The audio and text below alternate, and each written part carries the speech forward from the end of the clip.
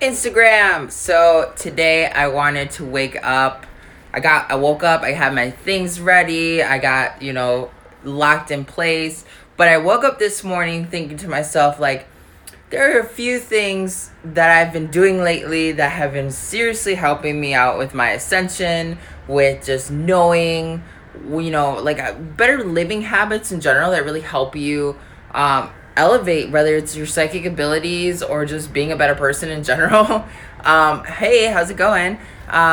One of the things that I really, really have to express to you guys is do not wake up in the morning and pick up your phone.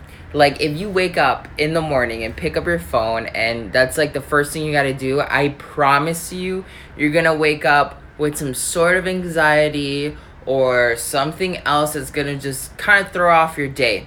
So the main thing, if maybe you watched my Michigan Pharmacopoeia video with Rashawn Massey, and when I did that video, I specifically said that, like, when I wake up in the morning, I don't jump on Facebook or Instagram or anything like that because it causes some sort of anxiety, and a lot of people do that. So, instead of actually waking up and picking up your phone, there's a few tips that I just want to share with you, like super short.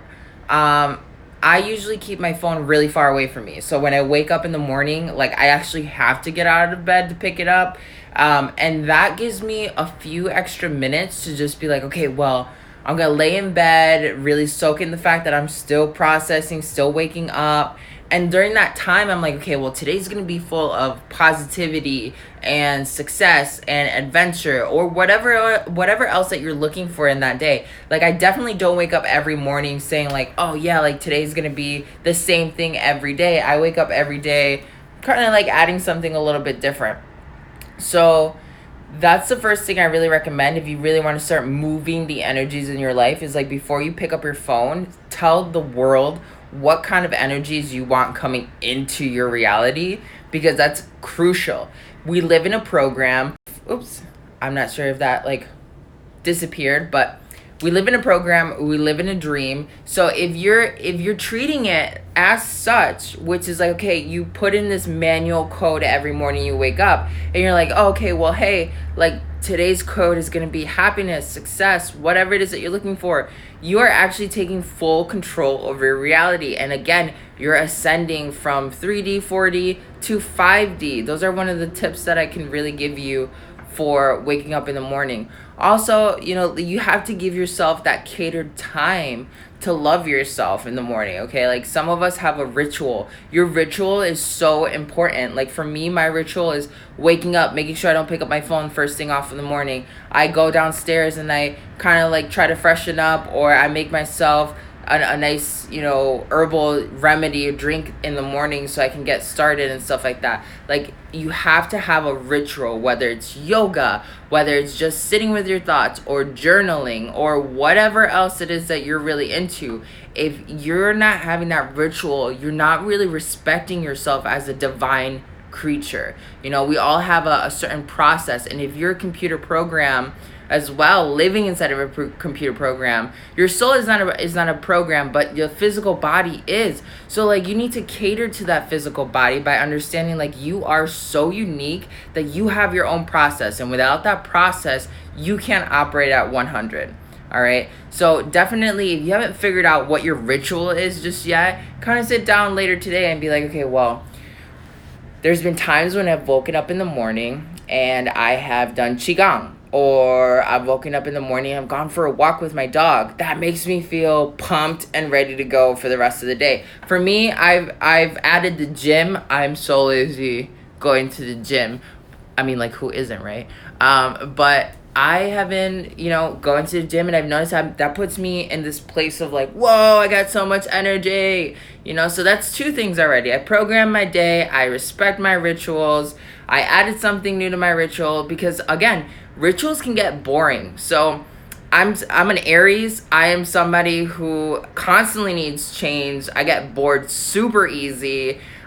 So like if I have a regular routine where it's like the same thing every day, I really just grow like, oh, why am I doing this in the first place? And I lose motivation. So for me, really paying attention to my solar sign, like the fact that I'm an Aries, and kind of doing a little bit of research on the fact that like I get bored extremely easy because I essentially have perpetual ADHD.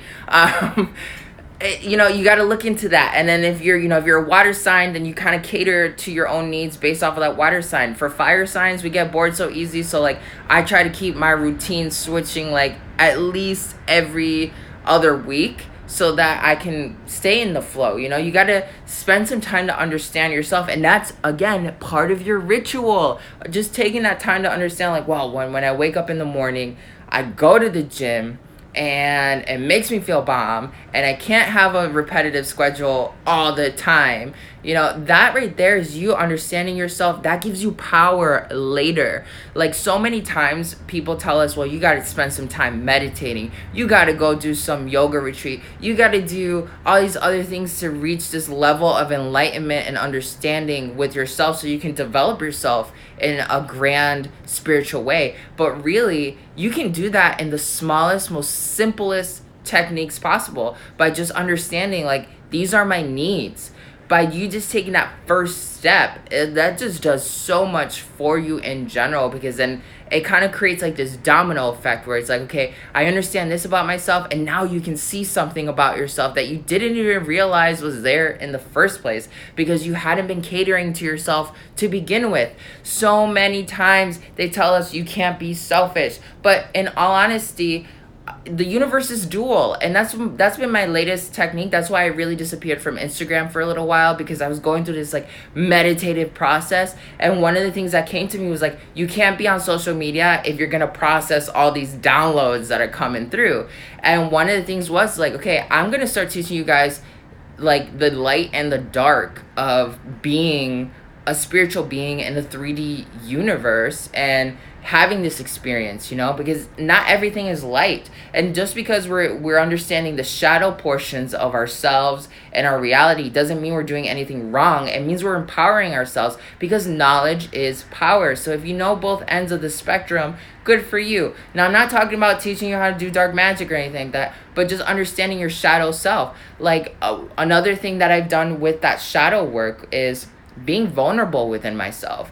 Like, you have to, I bought this ancient monk sword recently, and if you guys have been watching me lately, I bought that staff that was really bomb, and I've kind of like been being called by these spiritual devices. And one of the spiritual devices was like, okay, it's called the Sword of Shadows, and it brings out the darkest, deepest things inside of you so you can confront them. And one of them was me being vulnerable. Like, I have a really hard time, especially being a fire sign and Aries. I'm really like proactive. I really do all my own things. I'm independent. I don't really like depending on other people. I love working with other people, but it's just not like by design. I'm very just like, you gotta go do it on your own. And because of that, it cuts off a little bit of my vulnerability towards certain people, like in my life. And the sword itself showed me that's okay. You focus so much on the light helping other people, but you're not looking at the spectrum, the other side of the coin.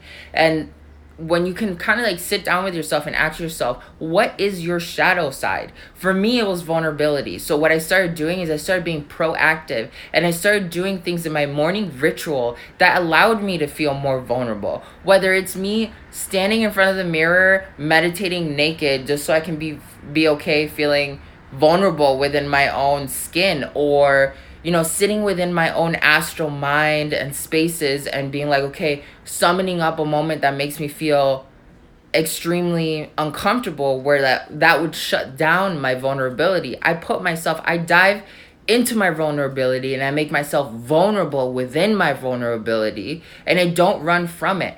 Shadow work can sometimes be intense and scary, because it's like you got to be so real with yourself to really pull out whatever's there. So definitely these are 2 or 3 tips that I wanted to just share with you guys. Make sure you respect your sacred space when you wake up. No phones. Spend time for yourself. Number 2, find out what your ritual is. cater to that based off of your astral sign and make that your priority, because as you're respecting yourself, that's you taking the time to respect the divine within you. And number 3, okay, is to understand what's a key part of your, you know, your shadow side, whether it's vulnerability or anger or shyness, whatever. Sit down with yourself, jot it down, note it down, whatever it is that you got to do, figure that out. And then take time to, if you're angry, take time to be inside of your anger and understand why that anger is there. If you're not confident, spend time being in confidence and understanding why you're not confident on a regular basis. And I promise you, things will change. Love you. I'll be seeing you soon again. I'm back on track with all of my media stuff. So I hope you're having a wonderful day.